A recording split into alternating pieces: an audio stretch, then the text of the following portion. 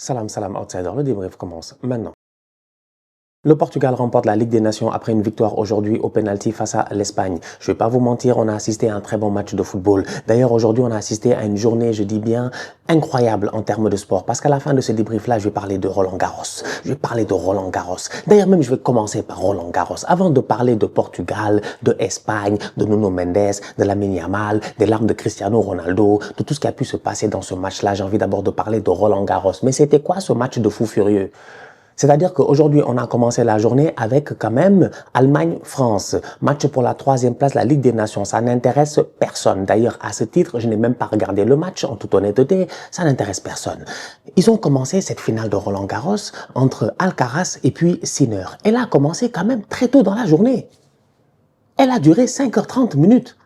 Franchement, j'étais là pendant 5h30 minutes. Heure de chez moi, ça a commencé de 9h30 à 15h. De 9h30 à 15h, j'étais là en train de regarder des gars, en train de faire des slash et des slash. C'est dommage, j'ai pas la sandale. Elle est où? Où est ma sandale? J'ai pas ma sandale, elle est là-bas. C'est dommage. J'ai pas envie de me lever, d'aller la chercher et puis tout cela. J'ai pas d'énergie. J'arrive. On va chercher la sandale. Tant qu'à y être. On va aller chercher la sandale. Vous m'entendez? Je parle. Voilà, elle est là. Pendant tout le match. Ils sont là comme ça.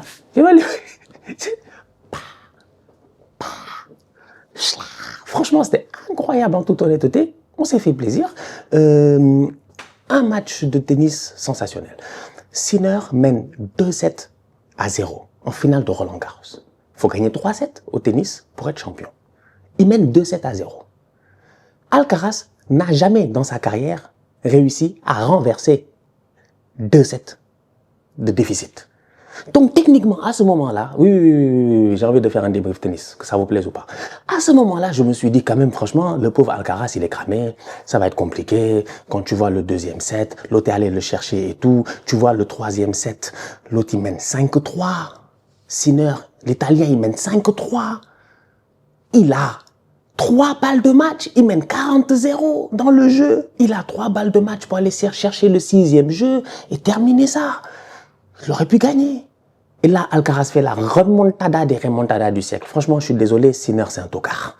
Sinner, c'est un tocard. C'est pas un nulard. C'est un très grand joueur de tennis. Il est numéro 1 mondial. Mais ce qu'il a fait aujourd'hui, sincèrement, c'est un péché. C'est un péché. Il a fait un vrai péché. Tu peux pas faire ça.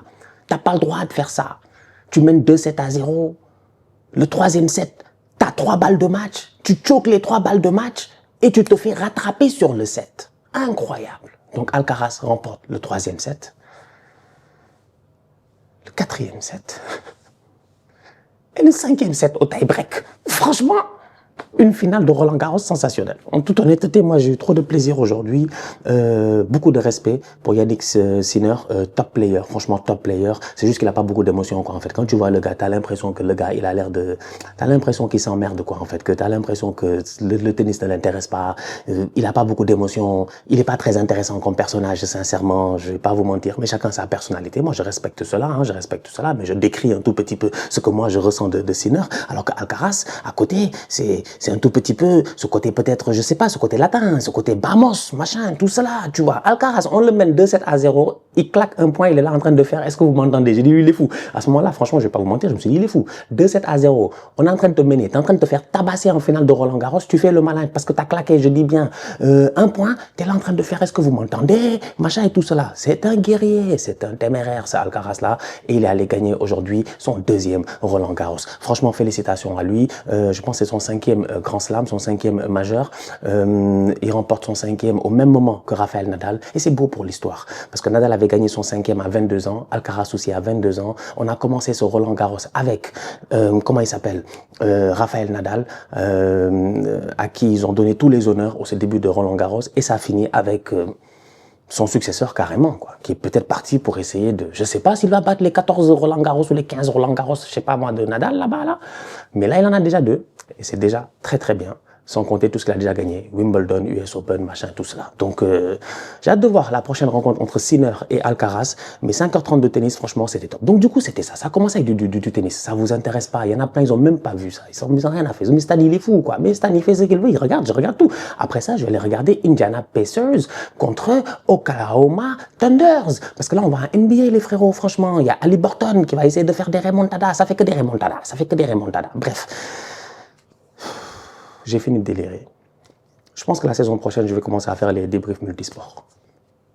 Préparez-vous. Saison prochaine, si je commence à allumer mes débriefs, à faire des débriefs spéciaux, je dis bien, de Oscar Piastri, Lando Norris, Max Verstappen, et puis Formule 1, que personne ne se fâche. Quand je vais venir faire des débriefs, je dis bien d'autres événements, que personne ne se fâche, parce que moi j'adore le sport, j'aime regarder, et des fois j'ai plein de choses à dire et j'ai envie de partager. Donc, Portugal-Espagne 2-2, on va commencer directement par le vif du sujet. C'était la rencontre entre Lamine Yamal et Cristiano Ronaldo. On attendait ce match-là. Cristiano, il a 40 ans, Yamal, il a 17 ans. Cristiano peut être le père de Yamal, franchement, sans aucun problème. Il y a une différence de 23 ans là, ici. C'est un match où on s'attend à ce que Yamal vienne et qu'il soit dans la continuité de tout ce qu'il nous a montré cette saison. Je vais pas vous mentir, c'est le pire match de Lamine Yamal de cette saison. Un match de tocard. Enfin, je suis très content. Je suis très heureux. Il a 17 ans, c'est bien qu'il se fasse éteindre par Nuno Mendes à ce stade de la compétition dans une finale de Ligue des Nations. Je préfère que Yamal rate un match comme ça, qu'il se fasse éteindre maintenant, qu'il rentre chez lui, qu'il réfléchisse bien, parce qu'il va rentrer, il va dormir, il va réfléchir, il va dire, ah, franchement, aujourd'hui, ça a été très compliqué, j'ai pas eu les automatismes qu'il voulait, j'ai pas réussi à faire ce que je voulais. Il y en a, ils disent, il est blessé, il est pas blessé. Moi, personnellement, je m'en fous, qu'il soit blessé ou pas blessé. Aujourd'hui, il est tombé face à un des meilleurs latérales au monde, voire le meilleur latéral au monde, en tout cas du côté gauche. Nuno Mendes, cette saison, il a éteint tout le monde. Il a éteint tout le monde. J'étais là, j'étais vivant et j'en ai parlé, je l'ai commenté. Ça a commencé au mois de janvier face à Manchester City. City est venu avec Phil Foden. Nous, on a ramené tous les meilleurs joueurs de notre championnat. Je suis fatigué. J'ai ramené le meilleur joueur de mon championnat, Phil Foden. Il était 90 minutes face à Nuno Mendes. Il a fait un match de tocard. On a ramené Bukayo Saka, meilleur jeune joueur de première ligue. Je t'ai dit, je n'ai ramené que des PFA, c'est-à-dire des Player of the Season en première ligue. J'ai ramené Phil Foden, il s'est fait goumer. J'ai ramené Saka, il s'est fait goumer. J'ai ramené Mohamed Salah, c'est le plus fort dans mon championnat. J'ai personne de plus fort que Mohamed Salah. Il n'a rien vu face à Nuno Mendes, aller et retour. Lamine Yamal aurait peut-être dû jouer cette finale de Ligue des Champions. Le scénario aurait été différent. Mais quand je vois ce que j'ai vu aujourd'hui, franchement, Nuno Mendes n'est pas sous-estimé. C'est pas notre copain, c'est pas notre ami, c'est un top latéral. Aujourd'hui, offensivement et défensivement, il a bossé le match. Je suis désolé. Pour la première fois de la saison, j'ai vu Lamine Yamal et j'ai été déçu. La Yamal a raté son match. Yamal a raté son match. Il est impliqué sur le premier but. Il n'y a pas de problème. Des bons centres en cloche là, qu'il sait bien faire et tout pour des clochards. Mais sinon, malheureusement, je suis désolé. Pour le standard de Lamine Yamal, pour ce qu'a l'habitude de nous montrer Lamine Yamal, aujourd'hui est un match qui est un non-match. Ça, il faut l'accepter. Mais moi, je suis content. Mais il faut que ça lui arrive. Et vous connaissez-vous ici un joueur qui toute sa vie, il a dominé, il n'a jamais perdu. Messi n'a pas pleuré ici à cause des finales de Copa América et de tout cela. Les gars ratent des matchs. Maintenant, tout dépend de comment tu apprends et comment tu te relèves. Lamine Yamal, lui-même, il savait. En conférence de presse, quand on lui a posé la question sur Cristiano, pour la première fois, il est resté très calme, il a parlé normalement. Il connaît. Cristiano, c'est le méchant. Cristiano, Portugal-Espagne 2018, quand Ronaldo claquait un triplé, Lamine Yamal avait une tétine dans sa bouche. Ronaldo, c'est pas le copain de Yamal. Cinco Champions, Cristiano Ronaldo. Triplé, remontada, Atlético Madrid, Ligue des Champions. Quand il faisait ça, Lamine Yamal, je dis bien, il était dans un berceau. C'est-à-dire qu'à un moment donné, sincèrement, Cristiano, c'est l'antagoniste des antagonistes. C'est lui le méchant des méchants. C'est-à-dire que Cristiano, lui, en fait, il y a un seul gars qui a réussi à le fatiguer durant toute sa carrière. Ce gars-là s'appelle Lionel Andrés Messi Cucicini. C'est tout. Sinon, mis à part ça, franchement, Cristiano, il est au sommet des sommets. Donc aujourd'hui, dans ce match-là, je savais que Ronaldo, il y a que ça qui lui reste. Vous connaissez Cristiano, il lui reste 1000 buts à atteindre parce que les 5 ballons d'or, machin, il n'y a pas de problème. Il lui reste 1000 buts à atteindre. 1000 buts à atteindre, je dis bien. Et puis bien finir sa carrière tranquillement. Là, il joue face à Yamal. J'ai jamais vu Ronaldo défendre. Ronaldo a défendu toute la première mi-temps, il défendait sur Yamal.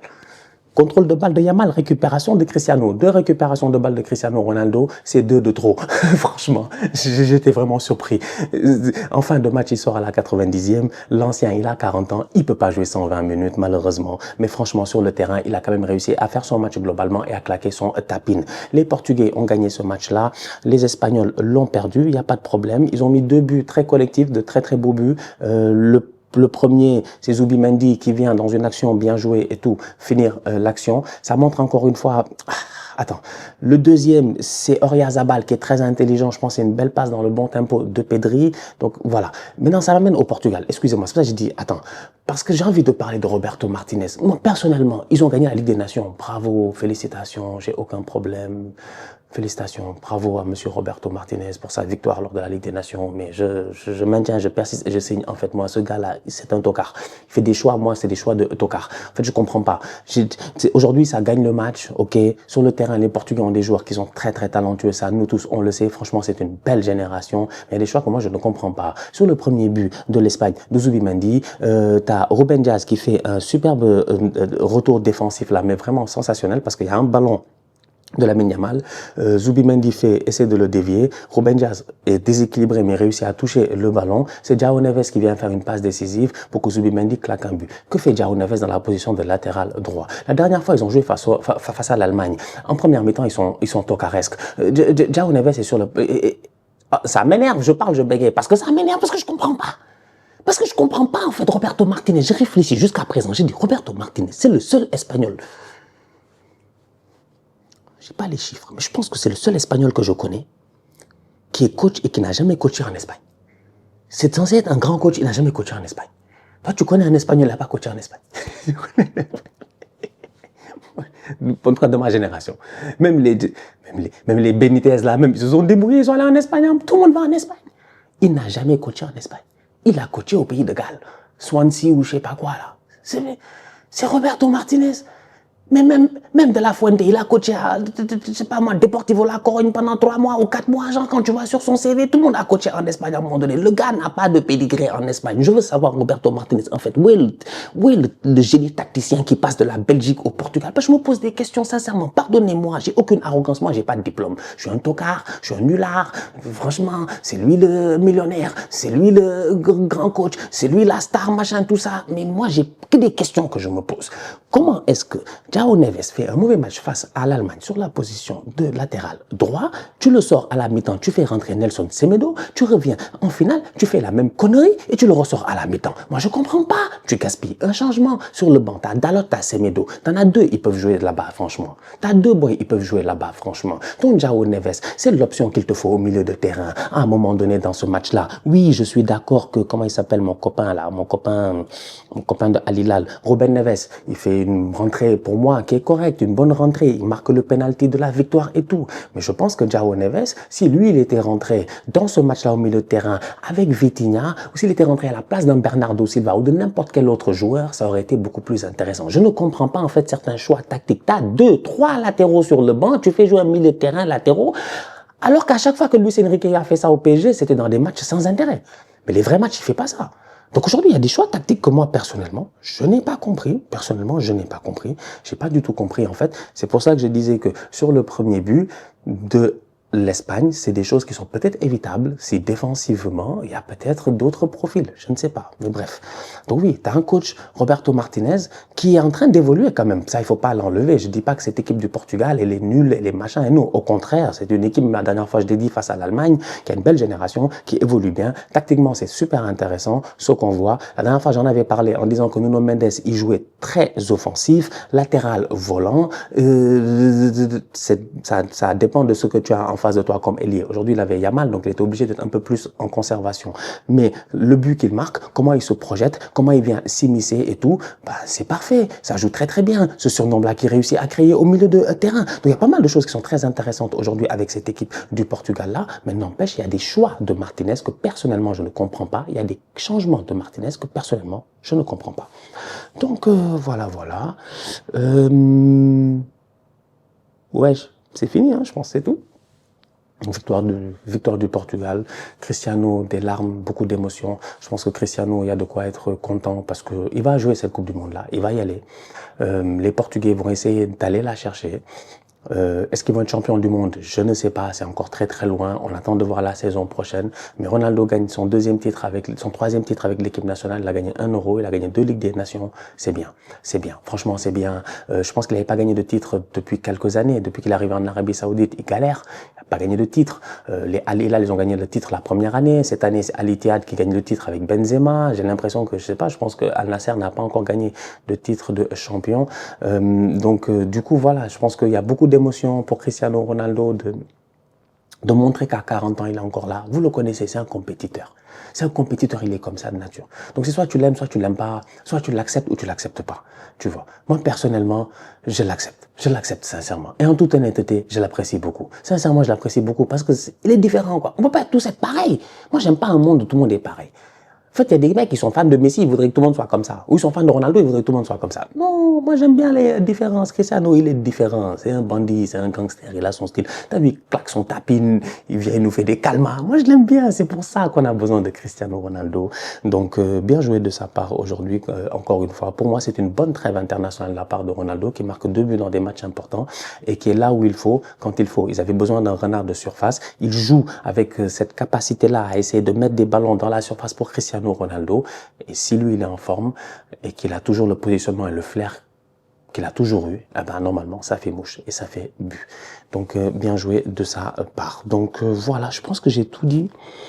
J'ai tout dit globalement. Bon match, très bon match de la part de Pedri aussi, très intéressant. Oyarzabal, toujours aussi intelligent. Je l'ai dit, c'est pas le meilleur attaquant du championnat, mais c'est peut-être un des mecs les plus malins, des mecs les plus malins.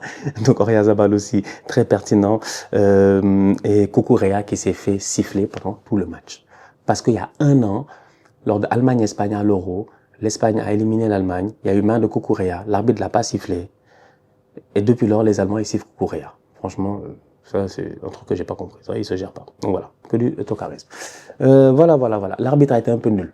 Mais c'était pas important dans le match. Mais il a été un peu nul, l'arbitre, aujourd'hui. Tu sens qu'il a été un peu dépassé par les événements. Il y a des fautes, j'ai pas compris. Il y a des cartons qui n'avaient pas lieu ou qui devaient avoir lieu. Bref, il était un peu hors tempo. Alvaro Morata, c'est Alvaro Morata. Lui, soit il est hors jeu, soit il est hors tempo. Voilà qui est hors tempo. Genre, claque ton penalty, tu rates ton penalty. Morata, rata. Bon, je pense que j'ai tout dit. J'ai rien oublié.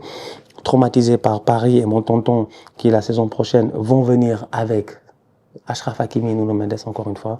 Ils ont vraiment les 2 meilleurs latéraux presque au monde. Donc voilà, on a tout dit. Donc voilà, c'était le débrief Roland Garros et le débrief Ligue des Nations en ce dimanche. En attendant la finale de la NBA dans quelques heures. La famille, on se capte très bientôt pour une nouvelle vidéo. D'ici là, continuez à liker, on continue à partager. On s'abonne. On est ensemble, on reste en santé. Toujours le plus important, Southsider.